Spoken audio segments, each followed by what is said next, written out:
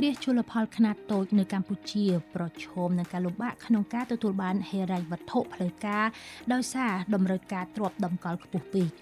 គម្រោង Cafe Capture សហការជាមួយសាជីវកម្មធានាឥណទានកម្ពុជានិងគ្រឹះស្ថានហិរញ្ញវត្ថុចូលរួមមានធនាគារ AC Lida, Maybank និង FTB ដោយបាននឹងកំពុងអនុវត្តកម្មវិធីហិរញ្ញវត្ថុគាំទ្រការវិនិយោគដើម្បីឆ្លើយតបទៅនឹងតម្រូវការសហគ្រាសជលផលក្រោយប្រមូលផលនិងជំរុញការវិនិយោគក្នុងអនុវិស័យនេះឲ្យកាន់តែមានសន្ទុះ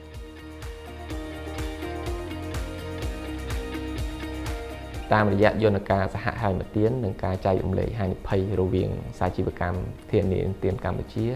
ស្ថាប័នហិរញ្ញវត្ថុចូលរួមនិងសហគ្រាសនៅក្នុងវិស័យជលផលគម្រោងនេះបានគាំទ្រដល់ការគៀកគោទុនសម្រាប់ការវិនិយោគបន្ថែមនៅក្នុងវិស័យជលផលនៅកម្ពុជាតាមរយៈគម្រោងនេះយើងខ្ញុំបានសិក្សានិងស្វែងយល់ស៊ីជម្រៅអំពីបញ្ហាប្រឈមក៏ដូចជាសក្តានុពលនៃវិស័យជលផលដែលជាកម្លាំងចលករជំរុញកំណើនសេដ្ឋកិច្ចប្រកបដោយបរិយាបន្ន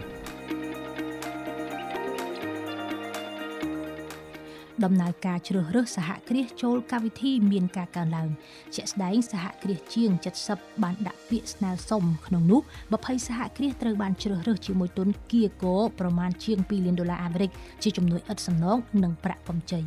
ខណៈសហគ្រាសជាង10ផ្សេងទៀតកំពុងស្ថិតក្នុងដំណើរការជ្រើសរើសចូលកម្មវិធីបន្ថែម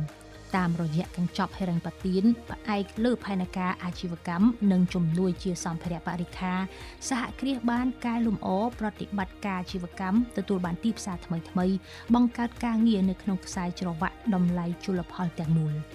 គំរូនេះអាចពង្រីកវិសាលភាពលើខ្សែច្រវាក់តម្លៃកសិផលផ្សេងៗទៀតដែលមិនត្រឹមតែឲ្យអាជីវកម្មរីកចម្រើនប៉ុណ្ណោះទេ